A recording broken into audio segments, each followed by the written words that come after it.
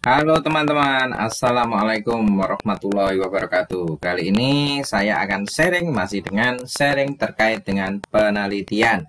Nah, pada kesempatan kali ini saya akan sharing yaitu simpulan penelitian. Nah, dalam akhir bagian penelitian kita akan membuat suatu simpulan. Simpulan ini, apa simpulan ini? Yaitu simpulan itu adalah suatu rangkuman dari hasil penelitian yang telah kita laksanakan. Bagaimana cara agar kita dapat menulis simpulan dengan baik? Ada 3 hal yang nanti akan saya sampaikan. Yang pertama, teman-teman harus menulis simpulan penelitian dengan merepresentasikan hasil penelitian.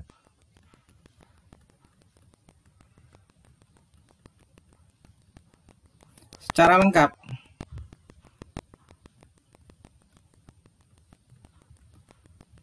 Nah, secara lengkap berarti hasil-hasil penelitian semua yang telah kita laksanakan itu terpotret dalam suatu simpulan penelitian tersebut. Jadi tidak ada yang tertinggal, tidak ada yang tertinggal. Semuanya terpotret sehingga ketika orang membaca, di situ pembaca itu bisa langsung mengetahui apa isi dari penelitian yang telah kita laksanakan melalui simpulan penelitian.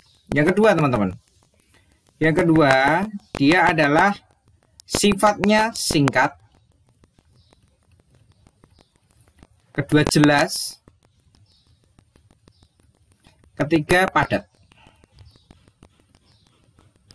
Jadi kata-kata kunci, hasil-hasil kunci dari hasil penelitian yang kita telah lakukan itu kita masukkan dalam simpulan penelitian. Kata-kata kuncinya, hasil-hasil kuncinya, inti-inti temuannya. Nah, di situ kita rangkai menjadi suatu kalimat yang singkat, padat, dan jelas.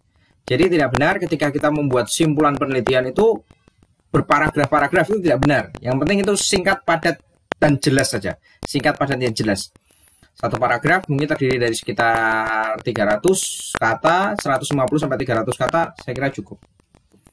Selanjutnya di sini adalah ketiga, itu ini yang sangat penting teman-teman. Menampilkan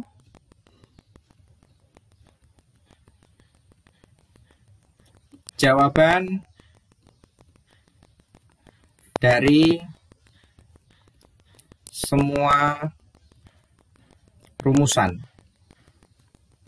atau tujuan penelitian. Jadi ketika kita membuat penelitian, kita tentu punya rumusan-rumusan atau fokus-fokus penelitian atau tujuan-tujuan yang nantinya diharapkan akan menjadi guide atau akan menjadi penuntun kita atau yang akan membatasi kita pada fokus permasalahan tertentu. Nah, kita akan memiliki rumusan. Misal ada 2 rumusan. 2 rumusan itulah nanti yang akan dijawab oleh penelitian. Dan ketika setelah kita jawab, maka hasil dari jawaban tersebut intinya kita masukkan atau kita tuliskan dalam simpulan. Jadi misal rumusannya ada 2, simpulan intinya juga ada 2. Tujuannya ada 2, karena rumusan 2, tujuan 2, nanti simpulannya juga akan ada 2 konten inti dari simpulan tersebut. Misal 1, ya simpulannya 1. Misal 3, ya simpulannya 3. Seperti itu teman-teman. Jadi di sini saya ulang sekali lagi penjelasannya bahwa ketika kita membuat simpulan itu pembaca harus bisa dengan cepat menemukan gambaran hasil penelitian ketika membaca simpulan penelitian kita gitu. Jadi sekilas oh seperti ini. Hasilnya itu seperti ini. Namun demikian, untuk melihat detail-detail yang lebih kecil-kecil, detail-detailnya, kenapa hasilnya bisa seperti ini, kenapa hasilnya bisa sebesar ini, kenapa hasilnya bisa sekecil ini, kenapa korelasinya bisa negatif atau positif. Nah, itu baru akan balik ke pembahasan atau di hasil penelitiannya yang dijabarkan secara lebih jelas dan lebih jelas dan lebih istilahnya lebih lengkap seperti itu. Gitu. Nah, itu sekian sharing dari simpulan penelitian.